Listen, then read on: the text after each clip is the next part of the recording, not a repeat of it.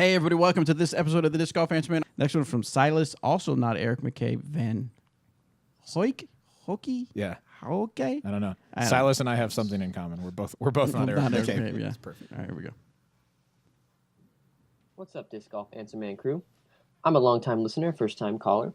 Today I want to keep it real with a more serious question. Oh, Yes. I've watched a lot of your Is This Disc Right For You videos, and I love the idea of a professional and amateur perspective on different discs. What I want to know is, under what conditions would you say, no, this disc is not right for you?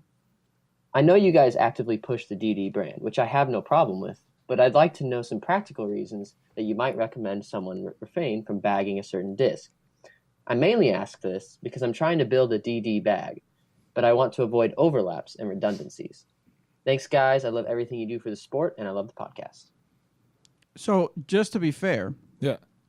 not every, I think this is what I'm hearing, and maybe I think I'm answering you correctly, but not every time do we say this is going in our bag. Mm-hmm. Right. I mean, there's often times, like the criminal. Sure. Well, we haven't done the criminal. What was it? The justice? Maybe it was it was like the enforcer. Yeah. I have I guess I do have a biofusion in my bag. No, one way you but could that's do a it, recent addition, though. Right, but I guess what I'm getting at is that there are times like the witness. Yeah. Eric said the witness isn't going to be my go-to disc. So not every time just because we throw it do we say, hey, well, you can throw it and you can do this. We're just showing you what it does. So I guess that's my point I want to get is that not every time we throw a disc are we saying this is going to go in our bag. There's been discs that just don't end. I have a defender in my bag. there's been times. I have bad example after bad example. Exactly. I'll give you a good example. Bobby. Okay. For I think it was the breakout. There's been a couple times where Eric doesn't even throw it, and you'll have Denise or you'll have Max Rusco come in. So in those situations, obviously Eric already knows the disc isn't going to be for him because it's far too understable, and that's kind of a way you can tell. Mm-hmm. If you're brand new and you're just building your first bag, you're probably not going to want an enforcer or defender. Those are going to be too fast and too overstable. Yeah. So, in answering your question, I mean, yes, we want people to buy our discs because we think they're of really high quality and they're all right. and good. they're pretty good. That's right, and good consistency.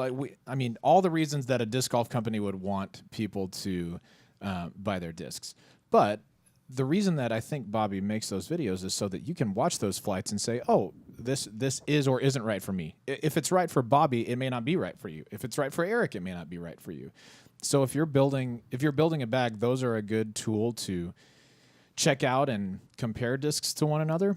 You might also post on the Facebook page about, hey, this is the bag that I'm thinking about. Do you think there's too much overlap here? Do you think currently, if only they threw dynamic discs, he said he wanted a DD only bag. Right. But, and I want to address that real quick.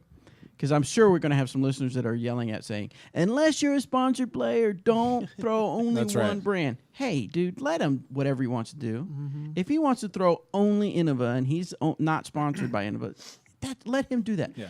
If somebody... There's a song about that. You know that? What? Only throwing Innova? Why don't you be you? Yeah, exactly. You be you, and I'll be me. I'll be me. So what I'm getting at is that...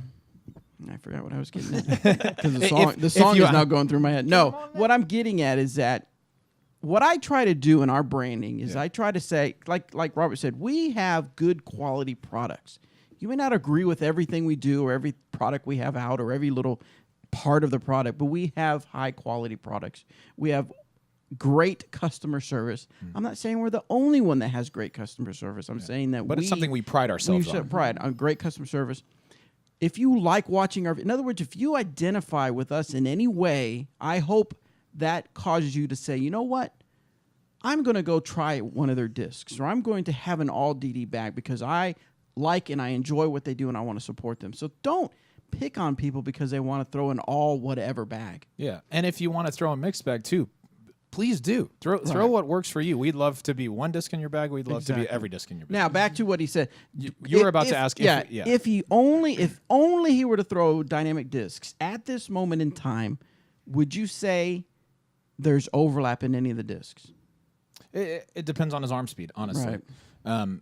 If you were to throw, say he's only putting him out there 300 max distance.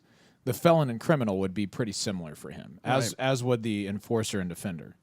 So yeah, it all just depends on your arm speed. For a very, very top professional, I don't think there would be much overlap. You could, I don't know, the Sheriff and Trespass are similar with a little bit of speed difference. The Escape and Renegade can be similar, but it all depends on your arm speed. The other thing, and then the other thing you have to take into account, and my perfect example that I can think of right now is I used to throw the Freedom a lot. Right.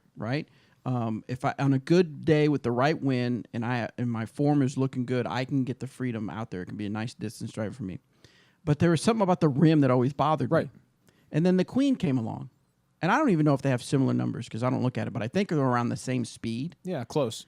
When I threw that, I was like, "Wow, that throws like my Freedom," but it felt more. In other words, whatever Thomas did at Latitude 64 made that disc do this certain flight characteristics, but it had a smaller rim, and it feels more comfortable in my hand. So it literally replaced my Freedom. So what I'm getting at, my point in that is, the punchline is, when you see a disc and they have similar numbers from, like, let's say Westside has a disc and Dynamic has a disc, and you're like, boy, the numbers are so close. Why are they making the same? You don't know what's different.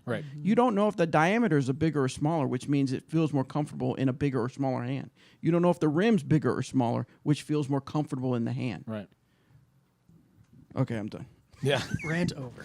So that just bugs me when people do that when they see a disc and they're like, oh, it's just another T-bird. Well, no, it's not. It's not. It's different. Yes.